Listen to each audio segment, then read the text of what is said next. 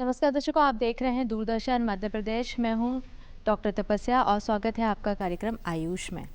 कार्यक्रम आयुष आपके लिए लेकर आता है कई सारे ऐसे विषय जिस पे हम बीमारियों को लेकर बातचीत करते हैं और उसको कैसे ठीक किया जाए इस पे भी हम लोग प्रकाश डालते हैं।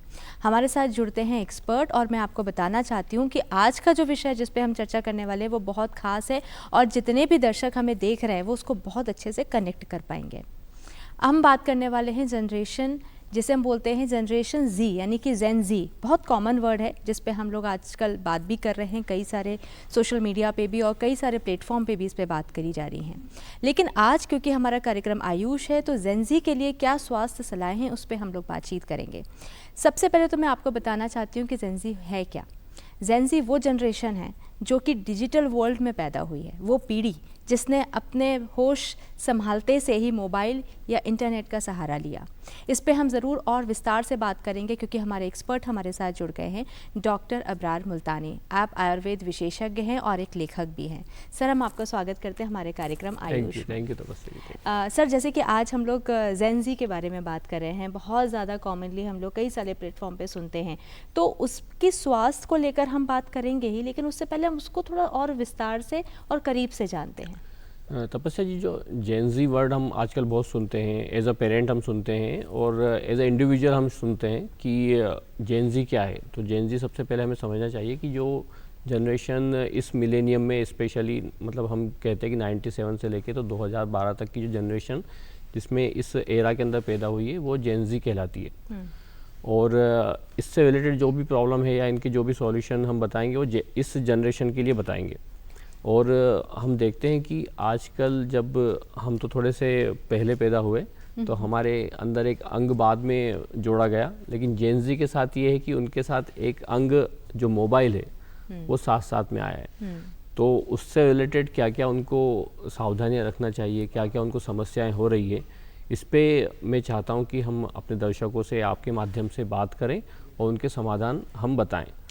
सर, लेकिन एक चीज़ यहाँ पे मैं आपसे भी बातचीत करना चाहती हूँ कि कई सारे हमारे दर्शक जो हमें देख रहे हैं, सुन रहे हैं, वो भी इससे वाकिफ़ होंगे कि जैसे आपने बताया कि 1997 से लेके 2012 तक की जो जनरेशन है वो हम जेन जी के उसमें पायदान में रखते हैं। लेकिन आज के समय में अभी बहुत ज़्यादा इस पर क्यों बातचीत की जा रही है और क्यों ज़रूरी है अब इस पर बातचीत करना? मैम, अगर हम देखें कि 97 से लेकर 2012 तक जो जनरेशन पैदा हुई तो उसकी एट प्रेजेंट एज होगी वो 28 साल से लेकर तो 12 साल तक, है ना, 12-13 साल की उम्र के वो होंगे लोग। और अब जो जनरेशन कमांड करेगी वर्ल्ड को या दुनिया को वो तो वही करने वाली है। तो हमारी जो आने वाली जनरेशन है वो जेन जी है, जो हमारे जो सब काम अपने मतलब हमें उनको हैंड ओवर करना होंगे। तो हम चाहते हैं कि हमारी जो जेन जी जनरेशन है वो थोड़ा सा सजग रहे ताकि हमारा जो भविष्य है और जो विश्व का भविष्य है, जो देश का भविष्य है, वो सुरक्षित हाथों में रहे। तो हमें बस ये फिक्र है, हम ये नहीं कहते कि जेन जी सभी चीज़ें गलत कर रही है, क्योंकि वो कई मायनों में हमसे बहुत आगे, टेक्नोलॉजी वाइज अगर हम देखें तो वो हमसे बहुत साउंड है, क्योंकि वो इसी जनरेशन में पैदा हुई है और उनके जीन्स, इस जेन जी के जीन्स के साथ टेक्नोलॉजी जुड़ी हुई है। तो वो उस टेक्नोलॉजी में तो बहुत ही अच्छा कर रहे हैं, लेकिन कुछ मुद्दे ऐसे हैं जिन पे हमें उन्हें गाइड करना चाहिए एज अ सीनियर।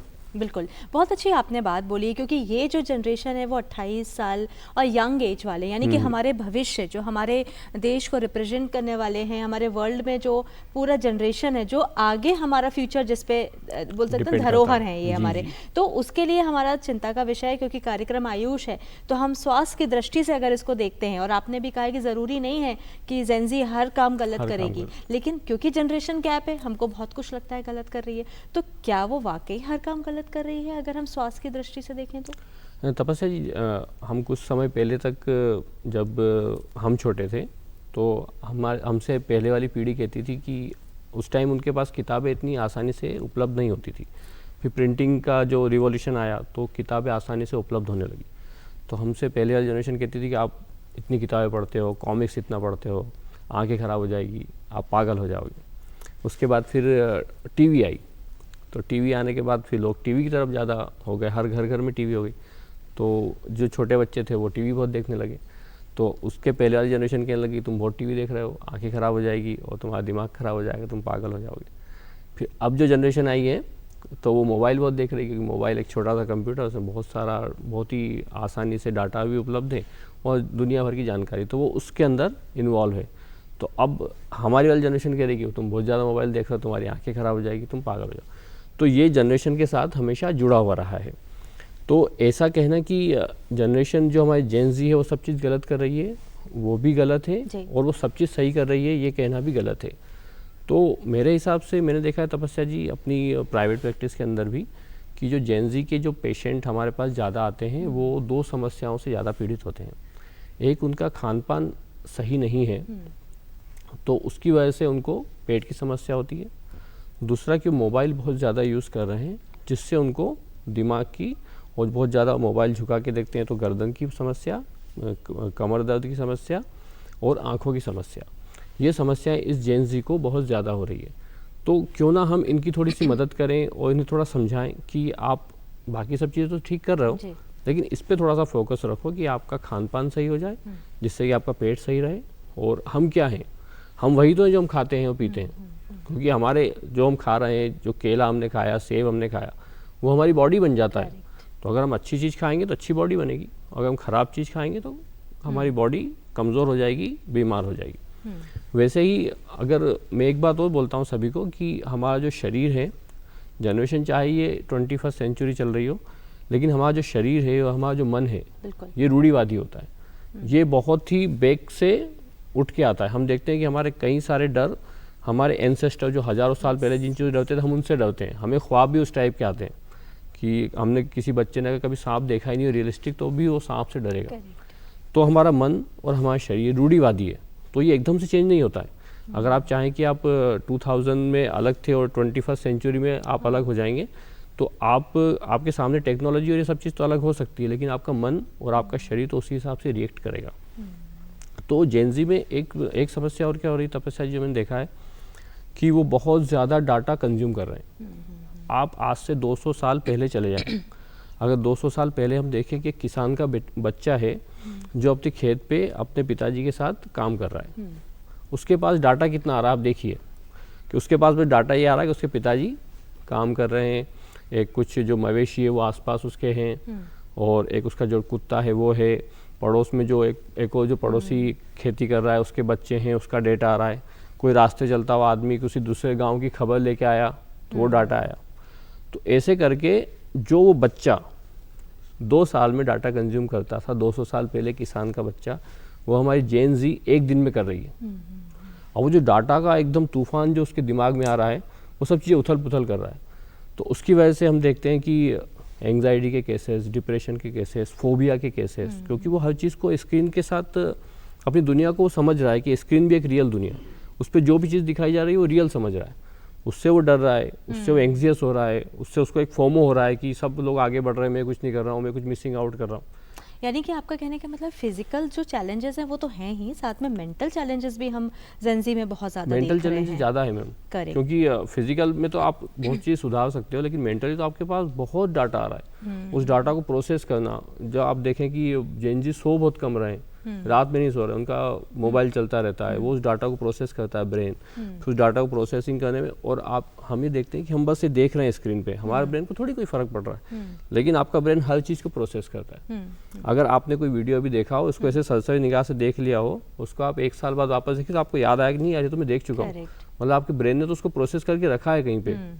तो हम जो बहुत ज़्यादा डेटा दे रहे हैं, इसकी वजह से जेन ज़ी को मेंटली प्रॉब्लम बहुत ज़्यादा आ रही है। जी, एक चीज़ और है, जैसे अभी आपने बातचीत करी, आपने बोला कि जो जेन ज़ी है हर चीज़ गलत नहीं कर सकती, और डेफिनेटली हम भी मानते हैं कि हर चीज़ गलत नहीं है, वो बहुत सी चीज़ों में वो हमसे बहुत आगे हैं और इसका हम रिस्पेक्ट भी करते हैं। लेकिन अगर हम बात करते हैं कि ये जो जिस तरीके से उनके अंदर पेशेंस की कमी आ रही है, हर चीज़ को बहुत पैनिक हो जाते हैं, और हम देख रहे हैं कि कहीं ना कहीं सिर्फ इंटेलिजेंस होने से, आपका अगर स्वास्थ्य सही नहीं है और आप सिर्फ इंटेलिजेंस हैं, तो उससे आपको सक्सेस नहीं मिलेगी। जी। और कहीं ना कहीं हम जेन ज़ी में ये देख रहे हैं कि इंटेलिजेंट बहुत हैं, वो बहुत ज़्यादा एक्सपर्ट हैं हर चीज़ में, लेकिन उनका स्वास्थ्य जो है वो कहीं ना कहीं कमतर है। तो वो कैसे, हम आयुर्वेद के परिप्रेक्ष्य में भी अगर हम बात करें तो कैसे उस पर हम ध्यान रख सकते हैं? तपस्या जी, हम ये देखते हैं कि जो स्वास्थ्य है ये हमारे एग्जिस्टेंस से जुड़ा हुआ है, हमारे अस्तित्व से जुड़ा हुआ है। हम हैं तो ही हम कुछ कर पाएंगे, अगर हम है ही नहीं, आपने कोई भी लक्ष्य बनाया कि मैं 10 साल बाद ये करूँगा, आप है ही नहीं वहाँ पे, प्रेजेंट ही नहीं है, तो आप कैसे लक्ष्य को पूरा करें? तो स्वास्थ्य हमारे एग्जिस्टेंस के लिए ज़रूरी है और हमारे एग्जिस्टेंस को हमें संभाल के रखना चाहिए। और सबसे ज़्यादा इंटेलिजेंट जनरेशन वही कहलाएगी जो अपने एग्जिस्टेंस को संभाले, क्योंकि सेहत अगर आपकी नहीं है तो आपका एग्जिस्टेंस खतरे में आएगा। अगर आपकी सेहत नहीं है तो आप अपने गोल अचीव नहीं कर पाएंगे। और अगर आप इतने इंटेलिजेंट हैं कि आप अपनी सेहत को नहीं संभाल पा रहे हैं तो आप इंटेलिजेंट कैसे हुए? सही है, क्योंकि आपका एग्जिस्टेंस ही खतरे में। तो मैं ज़्यादा इंटेलिजेंट उस व्यक्ति को मानता हूँ जो अपने एग्जिस्टेंस को बचा के रखे, उसकी परवाह करे और उसे ऐसे ही किसी चीज़ में बर्बाद ना कर दें कि दिन रात हम गर्दन को झुका के मोबाइल देख रहे हैं तो स्पाइन की प्रॉब्लम आ रही है, फिर उसके हाथ पैरों की कमजोरियां आ गई, चक्कर आ रहे हैं, चल ही नहीं पा रहे, तो अपने कैसे गोल अचीव करोगे? तो मेरा कहना यही है कि अगर अपना स्वास्थ्य संभाल के अपनी चीज़ों को, अपने इंटेलिजेंस को आगे रखेंगे, अपने ज्ञान को अर्जित करेंगे, सूचनाओं का अर्जित करेंगे और उसके हिसाब से अपने फैसले करेंगे और अपने गोल को अचीव करेंगे तो ज़्यादा समझदार कहलाएंगे। बिल्कुल। और यहाँ पे जो हमारी दर्शक जो हमें देख रही है, सुन रही है, मुझे लगता है कि वो जनरेशन भी देख सुन रही है जो जेंजी को हैंडल कर रही है और वो भी देख सुन रही है जो एक्चुअल में जेंजी हैं। तो दोनों ही इस समय हमको बहुत अच्छे से समझ सकते हैं और जो हमारा यहाँ पे एक बहुत बड़ा प्रयास है वो यही है कि कहीं ना कहीं हमें जेंजी जो कहीं पे भी भटक रहा है उसको हम सही जगह पे लेकर आएँ। और वो अगर हम बात करते हैं स्वास्थ्य के परिप्रेक्ष्य में तो हमारे डॉक्टर भी यही कह रहे हैं कि ये आपका अस्तित्व है। अगर आप हैं तभी आपके गोल हैं, आपके अचीवमेंट्स हैं, तभी आपकी फ्यूचर प्लानिंग है। तो अपने आप को स्वस्थ रखें। और यहाँ पर एक चीज़ और आ जाती है, क्योंकि हम आयुर्वेद विशेषज्ञ से बात कर रहे हैं, तो कैसे हम एक टर्म हम लोग बातचीत कर रहे थे, आयुर्वेद दिनचर्या, बड़ी अच्छा लगा मुझे, लेकिन हमारी बातचीत नहीं हो पाई और मैं चाहूँगी कि वो उसके बारे में आप डिटेल में हमारे तमाम दर्शकों को और मुझे भी थोड़ा सा बताइए कि वो किस तरीके से हम उसको मेंटेन कर सकते हैं। तो जैसे मैंने कहा कि हमारा जो शरीर है और मन है ये रूढ़िवादी है, मतलब कि ये बहुत सालों से डेवलप हो रहा है, धीरे धीरे चेंज होता है। और वैसे हमारा जो आयुर्वेद है, महान आयुर्वेद, वो भी बहुत ही पुराना है, शाश्वत है और कई समय से मतलब कि शाश्वत है तो चला ही आ रहा है। तो उसमें हमें बहुत सारी जो शारीरिक और मानसिक व्याधियों से बचने के लिए उन्होंने बहुत अच्छे अच्छे नियम बनाए हैं। तो उसमें एक नियम तो हम ये याद रखें कि जो हमारा जो स्वास्थ्य है वो सबसे ज़्यादा डिपेंड करता है हम कैसे श्वास लेते हैं। अच्छा। जो प्राणायाम वगैरह बताए गए हैं आयुर्वेद में उसको फॉलो करें। अगर आप नहीं कर पा रहे हैं इतना कुछ तो आपको जब भी याद आए तब आप गहरी सांसें लो। जब भी याद आए, आप बैठे हैं कि मैं सांस कैसे ले रहा हूँ, तो गहरी सांसें लो। गहरी सांसें अगर हम लेंगे तो पूरी बॉडी को एकदम नरिशमेंट मिल जाएगा, ऑक्सीजन मिल जाएगी और वो नई हो जाएगी। और ये शरीर के लिए भी फ़ायदेमंद है, मन के लिए फ़ायदेमंद है। अगर आपको एंग्जाइटी हो रही है, घबराहट हो रही है, तो आपको अच्छे से गहरी सांसें लेना चाहिए। दूसरा है कि प्यास लगने से पहले पानी पीना चाहिए। ओके। तो अगर हम पानी अच्छे से पिएंगे, हम देखते हैं मैम कि जो हमारी बॉडी का 70% हिस्सा पानी से बना हुआ है। करेक्ट। अगर हम ये 70% हिस्सा सही प्रोवाइड करें बॉडी को, पानी सही मात्रा में, सही समय पर और सही अच्छी क्वालिटी का, तो हम 70% समस्या से वैसे निकल जाएंगे। तो जब भी आपको प्यास लगे उसके पहले आपको पानी पीना है, ज़्यादा पानी पीना है। और तीसरा काम ये करना है कि खाना जो है वो समय पे खाना है। ओके। कि जब आपको भूख लगे, देखो प्यास लगने के पहले पानी पीना है, लेकिन भूख लगने पर के ही बाद खाना ही है। खाना अच्छा। और थोड़ा सा आपकी भूख बचे तब आपको खाने से उठ जाना है। ओके। और हमने इस शुरुआत में भी कहा था मैम कि हम क्या हैं, हम वही हैं जो हम खाते और पीते हैं। तो अगर हम अच्छा पानी पिएंगे तो 70% प्रॉब्लम खत्म हो जाएगी। नरिशमेंट अच्छा देंगे तो हमारी बॉडी की बाकी समस्या भी खत्म हो जाएगी, हमारी बॉडी स्वस्थ बनेगी। तो समय पे खाना खाएं, अच्छा खाना खाएं। अपने दिमाग को कम से कम ये तो बताएं कि आप अगर ख़राब खा रहे हो तो भी बताएं दिमाग को कि आज हम ख़राब खा रहे हैं, आज हम ये जंक फूड खा रहे हैं, आज हम कोई भी ऐसी चीज़ खा रहे हैं जिससे अपनी बॉडी ख़राब हो रही है। तो अपने ब्रेन को बताते हुए खाएं। तो ब्रेन आपको थोड़े समय में आप देखेंगे कि वो रिजेक्ट करता जाएगा फूड को कि नहीं ये अपने लिए खतरनाक है, ये नहीं खाएं। कई लोग हमने देखा है कि 10-10, 20-20 साल तक कुछ ख़राब चीज़ खाते हैं, उनको ब्रेन को पता ही नहीं होता है कि ये ख़राब भी है। तो ये करें मैम 3 चीज़ें। चौथा है कि हमारी नींद को हम प्रॉपर करें। कई बार ऐसा होता है मैम कि कुछ लोगों की ड्यूटी ही नाइट की होती है, तो एक गिल्ट के अंदर इन्वॉल्व हो जाते हैं कि यार हम तो रात में सोते नहीं इसलिए हम बीमार हो जाएंगे। तो गिल्ट में अगर आएंगे आप तो भी बीमार हो जाएंगे। तो आप क्या करेंगे, 8 घंटे प्रॉपर नींद लें। जैसे कई पत्रकार लोग होते हैं, इनकी रात में ही ड्यूटी होती है। कई लोग गार्ड होते हैं, चौकीदार होते हैं, उनकी भी रात में ड्यूटी होती है। तो क्या वो गिल्ट फील करें? नहीं, उनको 8 घंटे प्रॉपर सोना है। तो अपनी नींद की जिम्मेदारी, अपने भोजन की जिम्मेदारी, अपने पानी की और अपनी सांसों की, ये जिम्मेदारी अगर हम लेंगे तो हम स्वस्थ रहेंगे। क्या बात है, कितनी अच्छी बात यहाँ पे निकल कर आई है कि अगर हम अपनी जिम्मेदारी कुछ चुनिंदा चीज़ों की ले लेते हैं तो हम स्वस्थ रह सकते हैं पूरे जीवन भर। और ये बहुत आसान होता है कि जब हम इन सभी चीज़ों को अच्छे से समझ लेते हैं, और सिर्फ ऐसा नहीं है कि हम सिर्फ समझ रहे हैं, उसको अपनाना भी है। कई बार हम चीज़ें जानते बहुत हैं लेकिन उसको अपनाते कम है, तो वो कहीं ना कहीं मुझे लगता है कि वो मतलब का नहीं रहता है सर, क्योंकि इन्फॉर्मेशन वही बात आ जाती है कि हमारे पास बहुत एक्सेस बहुत है, डाटा बहुत है, हमारे पास इन्फॉर्मेशन बहुत है, लेकिन उसको अगर हम सही डायरेक्शन में नहीं लगा रहे हैं तो वो सब कुछ हमारे लिए शून्य के समान हो जाता है।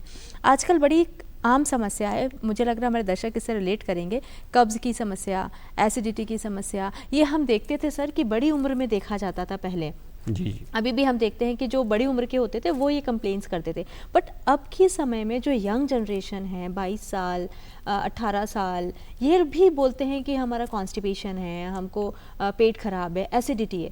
तो ये क्या कहीं ना कहीं अलार्मिंग साइन है आगे के लिए जो हमारे स्वास्थ्य को इंडिकेट करते हैं, खराब स्वास्थ्य के लिए? जी मैम, जैसे मैंने शुरू में कहा था कि अगर हमारी खाने की जो हैबिट्स है वो चेंज नहीं होगी, अगर हम समय पे खाना नहीं खाएंगे, भूख लगने पे खाना नहीं खाएंगे, और जो बॉडी जिसको आसानी से पचा सकती है वो नहीं खाएंगे, तो हमें एसिडिटी, कब्ज़ और इंडाइजेशन और भूख नहीं लगना या न्यूट्रिशन डेफिशिएंसी हो जाना। अगर आप बस स्वाद के लिए खा रहे हैं खाना, तो स्वाद के लिए खाना आपकी बॉडी को नरिशमेंट थोड़ी देगा, वो तो जीभ को थोड़ी देर का आनंद देगा, बाकी नरिशमेंट नहीं आएगा। हम किसी बच्चे से पूछते हैं या हम लोग भी खुद ही अगर हमारी मेड हमसे पूछती है या हमारी वाइफ हमसे पूछती है, मम्मी पूछती है कि आज क्या खाना बनाएं, तो मैम 99% हम लोग जो चॉइस बताते हैं वो टेस्ट के बेसिस पे बताते हैं कि आज मम्मी ये बना लो, आज अगर मेड को, तो हम टेस्ट के बेसिस पे खाने को चुनेंगे तो फिर वो हमें नुकसान ही पहुंचाएगा। हमें ये भी सोचना चाहिए कि आज हम थोड़ा प्रोटीन वाली चीज़ ज़्यादा खा लें, आज विटामिन सी की चीज़ ज़्यादा खा लें, आज हम थोड़े से फ्रूट ज़्यादा खा लें ताकि नरिशमेंट मिले, न्यूट्रिशन मिले। तो इस पे भी हमें ध्यान देना चाहिए कि हम क्या खा रहे हैं और कब खा रहे हैं। अगर जेन ज़ी या हम जैसी एज वाले लोग भी अगर इस बात को समझेंगे तो उनका स्वास्थ्य उत्तम ही होता चला जाएगा। बिल्कुल। लेकिन मैं अगर आयुर्वेद की बात करती हूँ तो आयुर्वेद में ऐसी कौन सी कोई ऐसी चीज़ें हैं या मेडिसिन्स हैं या आम हमारे दिनचर्या में जो हम लोग खाते हैं, खाने में खाते हैं, उन चीज़ों को अपना के हम अपने पेट के स्वास्थ्य को ठीक रख सकते हैं, वो भी हम जानना चाहेंगे। मैम, एक तो बहुत ही फेमस आयुर्वेद का फार्मूला त्रिफला, जो सभी रोग को ख़त्म करता है। तो अगर आप चाहें तो त्रिफला रात में सोते समय गुनगुने पानी से ले सकते हैं। और अपने खाने के अंदर हमें थोड़ा सा है ना रफेज बढ़ाना चाहिए। जो रेशेदार खाना है, सलाद हुआ, आटा जो हम बहुत बारीक पिसवाते हैं उसको थोड़ा मोटा पिसवाना स्टार्ट करना चाहिए। जो मल्टीग्रेन आटे का आजकल कॉन्सेप्ट चला है वो भी एक अच्छा कॉन्सेप्ट है मैम, उसको हमें करना चाहिए, लेकिन वो मोटा हो। हम उसको बहुत बारीक पीसते हैं, फिर वो जाके चिपकता है आंतों में, फिर कॉन्स्टिपेशन और ये सब चीज़ क्रिएट करता है। तो अगर इन चीज़ों का ख्याल रखें। फिर पानी, अगर पानी कम पिएंगे तो भी मल सूख जाएगा और लुब्रिकेशन नहीं होगा मल का, तो वो फिर वापस कॉन्स्टिपेशन क्रिएट करेगा मैम। अच्छा, पानी की तासीर भी बहुत इंपॉर्टेंट होती है आयुर्वेद में, ऐसा कहा जाता है। तो कैसा पानी कब पीना चाहिए वो भी बहुत इंपॉर्टेंट है। हाँ, बहुत ठंडा पानी ना हो और बहुत गर्म पानी ना हो। सुखोष्ण पानी भी पी सकते हैं हम सर्दियों के अंदर या सुबह के समय, और बाकी अपना नॉर्मल पानी हम पी सकते हैं। अच्छा, एक चीज़ और है, हम लोग बहुत बात भी करते हैं, डिटॉक्स की बात करते हैं कि ना डिटॉक्स करना है। तो एक होता है हम बॉडी का डिटॉक्स करते हैं, एक होता है मेंटल डिटॉक्स, मन का डिटॉक्स है। तो फिजिकल डिटॉक्स, मेंटल डिटॉक्स, ये कितना ज़रूरी है जेंजी के लिए? मैम देखो, डिटॉक्स का अगर हम मतलब देखें तो ये है कि हम विष को शरीर से बाहर निकालना चाहते हैं। तो विष को हम रखना क्यों है, हम क्यों कोई भी नहीं रखना चाहेगा विष को, तो हमें तो डिटॉक्स करना ही चाहिए अपने आप को। आयुर्वेद में भी जैसे त्रिफला मैंने बताया एक डिटॉक्स का काम करता है, और वैसे ही अगर आपने जैसे बताया कि मेंटली जो हमारा डिटॉक्स है वो भी बहुत इंपॉर्टेंट है। तो उसमें हम क्या करें कि थोड़ा समय तो बिना मोबाइल के गुजारें, और जब हम सो रहे हैं उस टाइम तो हम इसको एयरप्लेन मोड पे कर दें मोबाइल को, ताकि हमारा ब्रेन वापस से रिपेयर हो, इतना सारा डाटा प्रोसेस ना करें। कोई एक दिन हफ्ते में ऐसा भी रख सकते हैं जिसमें मोबाइल यूज़ ही ना करेंगे। या एक मोबाइल, आजकल मोबाइल को रखना इसलिए भी बहुत ज़रूरी हो गया मैम कि इसमें मेल आते हैं इंपॉर्टेंट, हमारे कॉन्टैक्ट्स होते हैं, तो हम क्वालिटी कीपैड वाला तो रख नहीं सकते। लेकिन पॉसिबल हो तो 1 या 2 दिन के लिए तो क्वालिटी कीपैड वाला मोबाइल हम यूज़ करें, ताकि थोड़ा सा ब्रेन रिलैक्स हो, अपने आप को थोड़ा शांत महसूस करे। दिन रात वो डाटा बहुत ज़्यादा प्रोसेस कर रहा है। जैसा मैंने बताया था कि आज से 200 साल पहले जो किसान का बेटा था वो जो 2 साल में डाटा लेता था, वो हमारे बच्चे आज 1 दिन में ले रहे हैं। इसलिए उनको मानसिक अशांति तो हो ही रही है। तो वो डिटॉक्स भी ज़रूरी है मैम। बिल्कुल, जैसे आपने बोला कि हम कीपैड वाला मोबाइल जो है, जो हमारे ज़माने में चलता था, हम्म। तो मुझे लगता है कि अगर हम खुद से ही अपने आप पे कंट्रोल लेकर आ जाते हैं, तो अगर शायद बहुत स्मार्टफोन भी सामने होगा तो हम उसे टच नहीं करेंगे। जी जी तो बिल्कुल। स्वयं के ऊपर अगर हम कंट्रोल करते हैं तो उससे बेस्ट तो मुझे लगता है कि कुछ भी सोल्यूशन नहीं जी, है जी, अपने जी। आप को स्वस्थ रखने का। और यहाँ पे मैं तमाम दर्शकों को भी यही कहना चाहती हूँ कि सबसे पहले खुद पे संयम रखें, खुद के लिए एक अपनी खुद की गाइडलाइन बनाएं अपने जीवन की, अपने दिनचर्या की, कि हमारे ये नियम है जिसको हमें फॉलो करना है। हम आज के ज़माने में दूसरों के नियम के अनुसार चल रहे हैं, दूसरों की गाइडलाइन को फॉलो कर रहे हैं, तो निश्चित तौर पे हमें करना है, लेकिन कहाँ करना है ये हमें पता होना चाहिए, क्योंकि अगर हम स्वस्थ हैं तभी हमारा कल है। इस बात को हमेशा ध्यान रखना चाहिए। क्योंकि जेंजी है तो नेचुरल सी बात है, स्किन को लेकर भी थोड़े से वो लोग ज़्यादा जी, कॉन्शियस जी, होते जी। हैं। और हम देख रहे हैं कि आजकल जो जनरेशन है बहुत कॉस्मेटिक की तरफ जा रही है। जैसे हम लोगों के टाइम पे तब भी और आज भी हम लोग बहुत कॉस्मेटिक को नहीं प्रेफर करते थे, आज भी नहीं करते। अब की जनरेशन उनको सब अपडेट रहती है। तो क्या स्किन की केयर करना आयुर्वेद से उनके बेहतर स्वास्थ्य के लिए जिम्मेदार होगी? मैम जैसे मैंने कहा कि अगर हम जैसा खा रहे हैं वैसे ही हम बन रहे हाँ। हैं, तो अब जैसा हम खाएंगे वैसी हमारी स्किन भी होगी। अच्छा। एक चीज़ मैम और मैं बताना चाहूँगा अपने दर्शकों को कि आजकल की जनरेशन में हम लोग भी और बाकी जो आने वाली जनरेशन है वो एक काम कर रहे हैं कि वो अपने आप को बहुत ही सुंदर दिखा रही है इंस्टाग्राम पे और इन सब पे फ़िल्टर लगा कर। हाँ। इससे मैम एक दिक्कत होती है जो मैं चाहता हूँ कि अपने दर्शकों को पता हो कि आप बहुत सारे फ़िल्टर लगा के अपने फ़िल्म को, अपने पिक्चर को सुंदर बनाते हैं, उस पर बहुत सारे लाइक आते हैं। तो ये लाइक जो आते हैं ये आपको और ज़्यादा डिप्रेस करते हैं अगर आप वास्तविकता में इतने सुंदर नहीं है तो क्योंकि आपको लग रहा है कि मुझे लोग इस फॉर्म में पसंद कर रहे हैं तो मुझे इसी में रहना है। तो ये लोग ही ना मैम इंट्रोवर्टेड हो जाते हैं, ये फिर पब्लिक के सामने नहीं आते हैं कि इनको ऐसा लगेगा कि यार हम तो इतने सुंदर नहीं जितने हमारे इंस्टाग्राम की प्रोफाइल में दिखाई जा रहा है। तो अपने आप को जेनजी से मैं भी कहना चाहता हूँ कि थोड़ा सा रियलिस्टिक रखो। इतना कभी ठीक है, कभी हम बहुत सारे फिल्टर वाले फ़ोटो लगा देते हैं, लेकिन अपने रियल फ़ोटो भी डालते रहें। हम जैसे हैं वैसे यूनिक है। स्वीकार करें हाँ, अपने आप को स्वीकार करें। ना हमारे जैसा आज कोई है, ना हमसे पहले कोई आया है, ना आने वाले समय में कोई आएगा। हम यूनिक हैं, तो अपने आप को उसी रूप में स्वीकार करें और पब्लिक को भी उसी रूप में स्वीकार करने दें। नहीं तो आप जितने ज़्यादा सुंदर दिखते जाएंगे और लाइक जितने बढ़ते जाएंगे, हज़ारों में, लाखों में, मिलियंस में लाइक आएंगे, आप वो इंट्रोवर्टेड होते चले जाएंगे। तो मैं जेनजी को ये भी कहूँगा कि थोड़े से कम फिल्टर वाले यूज़ करें। और एक मैं आपका जो सवाल था मैम उसको कहूँगा कि अगर आपको ज़्यादा पिंपल्स वगैरह हो रहे हैं तो अपना खान पान सही रखें। दिन में कम से कम 3 से 4 बार 5 बार अपना फेस अच्छे से वॉश करते रहें, नीम के पानी से भी धो सकते हैं। जी बिल्कुल, बहुत अच्छी जानकारी लगातार हमने हमारे कार्यक्रम आयुष में दी। और सर, जैसे कि आपने लगातार जेंजी के बारे में बताया और इतनी अच्छी इन्फॉर्मेशन पहुंचाई, मुझे लगता है कि जितने भी तमाम दर्शक हमारे थे उसको अपना के अपने आप को बेहतर कल और बेहतर स्वास्थ्य की तरफ लेकर आएंगे। जी, जी। और डॉक्टर अबरार मुल्तानी सर, आप यहाँ पे समय निकाल कर आए उसके लिए बहुत बहुत थैंक यू। तो दर्शकों, आज हम लोगों ने जिस बारे में बात करी थी वो थी जेंजी, कैसे अपने स्वास्थ्य का ध्यान रखें। मुझे लगता है ये जो जितनी भी तमाम चीज़ें हैं ना, ये सिर्फ सुनने में अच्छी लगती हैं, लोग इसे अपनाते नहीं हैं। हमारा आपसे इसी बात के लिए अनुग्रह है इस दूरदर्शन के माध्यम से कि आप इन सभी बातों को, छोटी बड़ी बातों को अपनाएं और अपने बेहतर कल के लिए आप प्रार्थना करें और आगे अग्रसर हों इन सभी चीज़ों के लिए। और इसी के साथ कार्यक्रम आयुष में इतना ही। मुझे ज़्यादा दीजिए, हम फिर मिलेंगे, तब तक के लिए अपना ध्यान रखिएगा। नमस्कार।